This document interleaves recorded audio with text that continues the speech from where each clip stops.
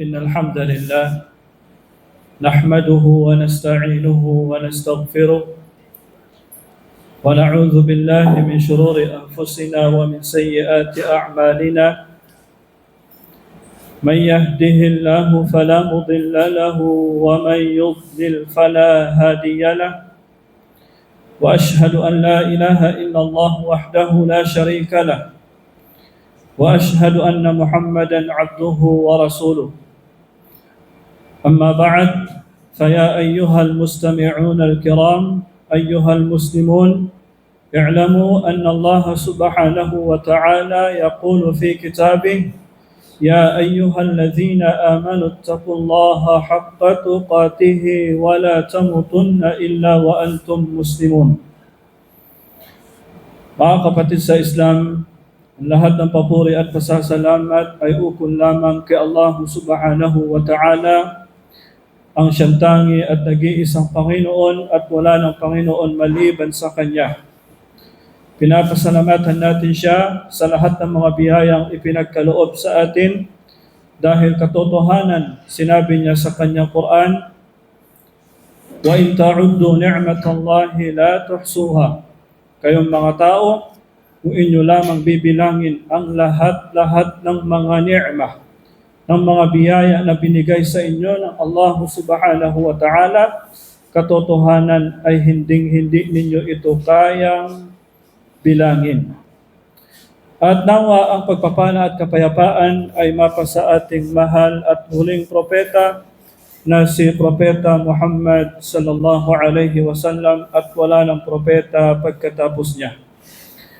Mga kapatid sa Islam, alhamdulillah sa mabiyayang araw na ito na pinahiram na naman sa atin Allah subhanahu wa ta'ala, nagising tayo ng nasa maayos na kalagayan at nakapagsala tayo ng salatu al-Jum'a at narinig natin ang khutbah ng imam kanina. Mga kapatid sa Islam, ang paksa ng imam kanina ay patungkol sa kahalagahan ng paghahanap ng kaalaman. Kahalagahan ng paghahanap ng kaalaman para sa isang Muslim o sa isang tao. Sinabi ng imam kanina, ang paghahanap ng kaalaman, ito ay dahilan para itaas ng Allah subhanahu wa ta'ala ang ating antas. Sa ayaw at gusto natin mga kapatid sa Islam, kapag tayo ay tumungo o lumabas sa landas ng paghahanap ng kaalaman, ay aangatin tayo ng Allah subhanahu wa ta'ala. Sinabi ng Allah subhanahu wa ta'ala sa kanyang Quran, يَرْفَعِ الَّذِينَ آمَنُوا مِنْكُمْ وَالَّذِينَ أُوتُوا الْعِلْمَ دَرَجَاتٍ. Tinataas ng Allah subhanahu wa ta'ala mula sa inyo ang mga mananampalataya at mga taong naghahanap ng kaalaman. Anong kaalaman ba ang tinutukoy dito mga kapatid sa Islam? Ang kaalamang tinutukoy dito ay wala ng iba kundi ang ilmu syar'i. Kaalaman patungkol sa Islam. Kaalaman patungkol kay Allah subhanahu wa ta'ala. Kaalaman patungkol sa kanyang propeta. Kaalaman patungkol sa batas ng Islam. At ang pagtaas ng antas na ito ay hindi lamang dito sa mundo. Bagkus maging sa kabilang buhay ay itataas din ng Allah subhanahu wa ta'ala ang antas ng mga taong naghahanap ng kaalaman patungkol sa Islam. Pangalawa mga kapatid sa Islam, mula sa khutbah kanina, sabi ng imam, al-ilmu tariqun ilal jannah. Ang kaalaman patungkol sa Islam ay siyang daan at madaling daan tungo sa paraiso. Walang pagdududa mga kapatid sa Islam, al-aqil, ang isang taong nasa tamang pag-iisip, at kasama na tayo doon, lahat tayo ay umaasa o nag-aasam-asam na makapasok tayo ng paraiso pagkatapos ng buhay natin dito sa mundo. Allahumma amin. So ang paghahanap ng kaalaman mga kapatid sa Islam ay siyang madaling daan tungo sa paraiso ng Allah subhanahu wa ta'ala. Sinabi ng Propeta Muhammad sallallahu alaihi wasallam, man salaka tariqan yaltamisu fihi ilman sahhalallahu lahu bihi tariqan ila al-jannah. Sinabi ng propeta, ang sino mang tumahak tungo sa landas ng kaalaman, papadaliin sa kanya. Papadaliin, mga kapatid sa Islam, ang daan tungo saan? Tungo sa paraiso. Tungo sa paraiso. Dahil sa paghahanap pa lang ng kaalaman, mga kapatid sa Islam, sa paglabas pa lang natin mula sa ating bahay, tungo doon sa lugar kung saan tayo naghahanap ng kaalaman, yun ay isa na kaagad na ibada. Pagsasamba ka agad yun kay Allah subhanahu wa ta'ala. Kaya naman sabi ni Imam Ahmad rahimahullah, isa sa mga imam ng Ahlus Sunnah wal Jama'ah noong unang panahon, sabi niya, al-ilmu la ya'diluhu shay' liman sahhat niyatuhu. Sabi ni Imam Ahmad, ang kaalaman ay walang makakapantay sa kanya. Walang makakapantay, mga kapatid sa Islam. Ngunit, sino? Sila yung mga dalisay yung kanilang puso. Naghahanap sila ng kaalaman at dalisay yung kanilang puso. Kumbaga, yung intensyon nila upang maalis ang kamangmangan sa sarili nila. Pangalawa, upang malaman nila ang katotohanan at makapag-alis sila ng kamangmangan tungo sa iba. Sa buhay nila at ibahagi nila sa iba. Ganon din, mga kapatid sa Islam, pangatlo, sa mga nabanggit ng imam kanina, al-malaikatu tada'u ajnihatiha li talibil ilm. Ang mga anghel, mga kapatid sa Islam, mga anghel ay binababa nila ang kanilang mga pakpak sa mga taong naghahanap ng kaalaman. Bakit? Ridan bima yasna'. Ridan bima yasna', dahil nagugustuhan nila ang ginagawa ng mga taong naghahanap ng kaalaman. Mga kapatid sa Islam, sa ibang hadith ba, sinabi ng Propeta Muhammad sallallahu alaihi wasallam, fadlul alim ala al-abid ka fadlil qamar ala sairil kawakib. Ang isang taong may alam patungkol sa Islam ay parang isang buwan. Parang isang buwan na napapaligiran ng mga bituin. Kumbaga, maliwanag. Ganon din, nabanggit ng imam kanina, ang alim, ang taong may alam, ay parang mga bituin. Nabanggit niya rin kanina. Na kung saan, ang bituin, kapag isang taong naglalakbay, ang kanilang guide, ganon din noong unang panahon, ang mga manlalakbay noong unang panahon, ang kanilang guide is yung mga bituin. Bituin. So, ang isang alim dito sa mundo, ang isang taong may alam dito sa mundo, siya yung magiging guide ng mga tao.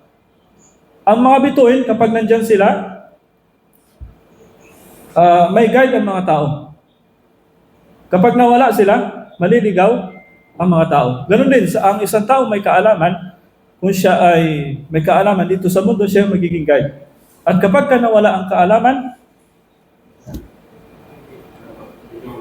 maliligaw na ang mga tao. Ngayon, mga kapatid sa Islam, sa panahon natin ngayon, ilan na lamang mula sa mga ulama ang nauna o ang namatay na. Sa Madina, nakaraang buwan, nakaraang linggo lang, si Sheikh Rabi', wala na.